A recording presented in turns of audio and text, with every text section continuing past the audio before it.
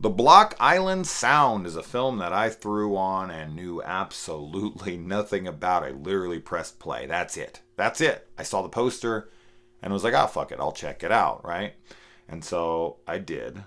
And I really enjoyed this film. This is kind of that, came out of nowhere. Never heard of the damn thing. The only person that I recognized was the dad in this, who is the main villain from 13 and 14 Cameras, if you've seen either of those films. And so there is this son who is, coming to look on his dad. His dad is acting very bizarre. His dad keeps disappearing in the night on his boat. And he's worried about him, and the sister comes home and they're worried about their dad, and she has her child, and I'm trying to keep this very vague.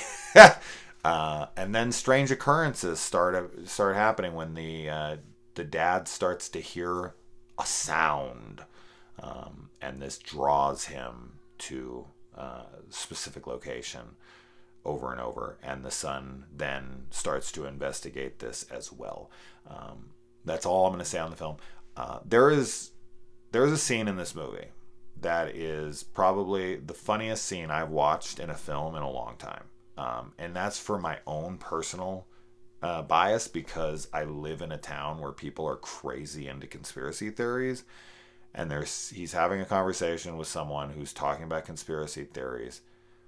And he starts to take off his seatbelt. That's all I'll say on that scene.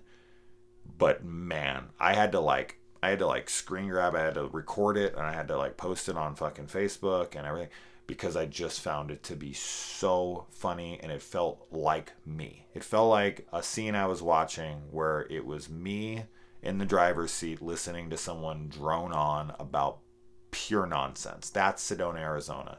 It's just pure nonsense coming out of people's mouths right and left.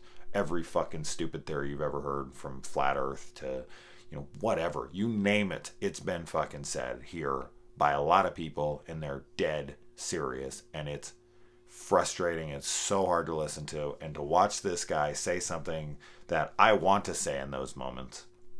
And sometimes I do, but this one was perfect. This was the perfect response, and holy shit, that right there alone got me so into this movie. I thought the acting from everyone was really solid. There's such an eeriness to this movie. It's very creepy, and that's what it really relies on heavily. This is one of those atmospheric slow burn, relies heavily on, the eeriness of the film. And that's not going to work for everybody. A lot of people are going to want there to be more. What is it? It's up for interpretation. It's, in the very, very ending, there's some, there's some narration at the end, and that very much leaves you in a place where you have to kind of assess what you just watched and what that all means. And I quite liked that. And this is a film that I would love to watch a second time and listen to that again and kind of think about it more. But yeah, I really did enjoy the dramatic performances here. Of course, there's some comedic parts in it that I quite enjoyed. But what I really enjoyed about this film is the atmosphere and the eeriness of it. There is just kind of that drained sound, and people acting very bizarre, and certain things that they encounter and see that are freaky, that you're like, what the fuck is happening right now? What is that? What's going on? And when the kid keeps seeing his son, and that stuff is all very unsettling. But as I said, I think there's going to be a lot of people who find this one to be boring. These are the kinds of films that split audiences, because this is not scary to some people. This kind of filmmaking, where it relies very much on slow burn, tension, atmosphere. They want jump scares and things thrown at the screen, and they want lots of things going on. That's not happening in this movie. Films like Under the Skin.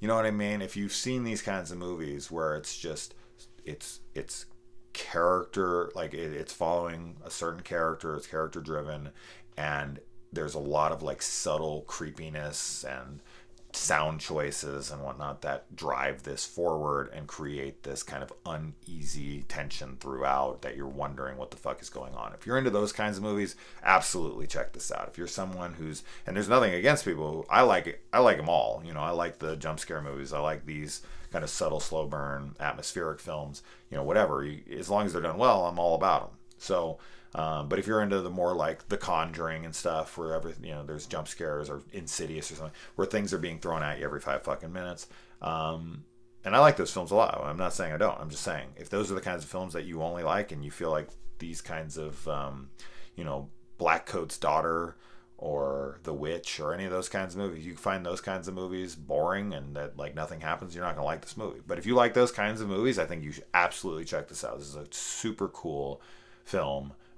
With good performances, and this is a really low budget film, but they utilize that super well. I think all the performances are solid, and I think this is super well done and intriguing, and leaves some cool questions to ponder and talk about with your friends. So anyways, let me know if you've seen it, let me know when you watch it, and if you even have any interest after what I've said, and if not, that's cool. But I'll see you down below. We'll talk about it. Adios.